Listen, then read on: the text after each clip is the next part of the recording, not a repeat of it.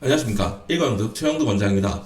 11월 달입니다. 대입을 준비한 친구들 같은 경우에는 수능이 눈앞에 있긴 하지만 수능도 수능이지만 아마 1차 발표와 함께 면접을 고민하는 친구 상당히 많을 겁니다. 이제 고입을 준비한 친구 같은 경우는 자소서가 거의 마무리가 됐을 거고요. 면접을 지금부터 해나가야지 아마 이런 생각을 가지고 있을 테고요. 그래서 11월부터 시작해서 12월 중순 정도까지는 아마 면접에 푹 빠져서 하는 중3, 고3이 될 겁니다. 물론 우리 재수생들도 있고요. 자, 그런데 틈틈이 나름대로 면접을 준비해보자 라고 하면서 달려오는 과정에서 뭔가 아쉽고 부족하고 뭔가 정리가 안 되는 것 같은 느낌 많이 받을 겁니다. 그런 친구들 위해서 준비를 했습니다. 바로 이 메타 인지를 바탕으로 면접 준비를 하는 거 한번 생각해 보시라 말씀을 드립니다. 이 메타 인지라는 거는요, 내가 무엇을 알고 무엇을 모르는지를 정확하게 확인하는 과정입니다. 면접이라는 게 그런 거잖아요. 내가 정확하게 면접관 앞에서 질문에 대한 내 내용을 얘기할 수 있는가? 라는 거죠.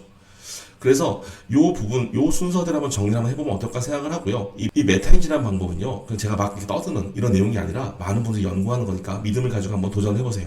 자, 메타인지의 시작은 무엇이냐면 바로 나를 알아가는, 나를 인지하는 방법입니다. 자, 나를 인지하는데요. 사실 이 입시의 상황이 들어오면 나보다 더 중요한 나의 뭐라고 할까요? 모델이라고 할까요? 내 역할 모델로 가죠. 나의 역할 모델이 여러 가지 있습니다. 뭐냐면 첫 번째로요, 학생으로서의 나를 인지해야 될 필요가 있고요. 또 하나는 지원자로서의 나를 인지할 필요가 있습니다. 둘은 뭐가 다를까? 학생이라고 하면 학교생활기록부의 활동에 대한 것을 전부 다 알고 있는 친구가 할 거고요. 지원자의 경우에는 그 학교와 그 전공을 정확하게 인지하고 있는 친구여야 할 겁니다. 그렇죠. 그래서 학생의 관점에서 내가 학생부를 보면서 설명할 거가 부족한 부분이 없는지 확인해 봐야 되는 거고요.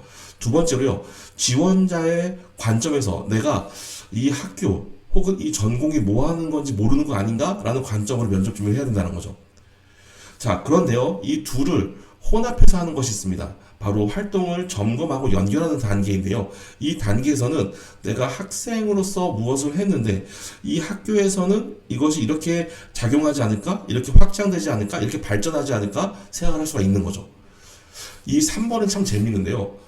오히려 많은 지식을 쌓고 많은 설명을 잘 할 수 있는 고등학생들보다 중학교 3학년들이 더 잘 정리하고 답변하는 경우가 있습니다.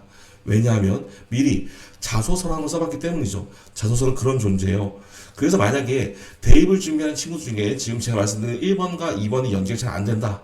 그러면은 저를 찾아오시면 되고요. 일단 저를 찾아오면 되겠지만 아무튼 그게 아니라고 하면 네, 스스로 자기소개서를 쓰듯이 활동들을 연결시켜 본다면 굉장히 좋은 과정이 될 겁니다. 자, 그런데 여기서 끝이라고 얘기하고 싶은데요. 지금 사실 대충 눈찜장이 오셨겠지만 그림의 절반뿐이 사용하지 않았죠. 자, 이제 자신의 인지 단계에서 넘어가서 내가 말한 답변이 정말 내가 정확하게 알고 말하는 건지 확인하는 과정이 필요합니다. 거기서 대표적인 게 바로 실제로 답을 말할 때 사용한 논리와 용어들인데요. 첫 번째로요, 답안을 활용했던 그 용어가 정확하게 이해가 가느냐, 이것에 대한 정의, 이것에 대해서 바르게 사용하고 있느냐를 생각해 봐야 됩니다. 의외로 가끔 제가 깜빡깜빡 놓치는 것들이 있어요. 자, 두 번째로요, 답안에서 활용했던 나의 논리 혹은 나의 개념이나 이론을 단순히 그 답안에서만 설명할 수 있는 것이 아니라 다른 사례에도 적용할 수 있는가 생각해 봐야 됩니다. 그렇지 않으면 이 친구가 이걸 어떻게 써먹었어 정확하게 모르는데 다른 데도 못 써먹는데 이 친구가 활용할 수가 있다고? 라고 하는 우리 이 활동에 대한 신뢰도가 확 떨어지는 상황이 생깁니다. 그래서 4번과 5번을 꼭 기억하자입니다. 자, 그런데 잘 말하는 것처럼 보이긴 하는데요. 스스로도 내가 이 답안에서 사용한 용어나 논리 등을 정확하게 이해하고 있는지 스스로 잘 못 기억하고 못 정리하는 친구들이 있어요. 그런 친구들한테 내가 확실하게 알고 있는가를 생각해 볼 수 있는 가장 좋은 방법을 알려드립니다. 바로 이 과정이에요. 한 문장으로 요약하는 방법입니다. 우리가 보통 주저리주저리 떠든다고 하죠. 이게 정리가 안 돼서 떠드는 거거든요. 우리 친구들이 과연 사용하는 논리, 사용하는 용어, 그리고 그동안 자기가 표현했던 나의 활동들을 딱 보면서 일단 한 문장으로 정리해서 말할 수 있는지, 그리고 거기에 대한 부연 설명들을 또 이어나갈 수 있는지를 잘 생각해 본다면 본인이 얼마큼 정확하게 알고 있는지 메타 인지적인 접근이 가능할 것입니다. 면접도 이렇게 스마트하게 하자고요. 모두 화이팅입니다.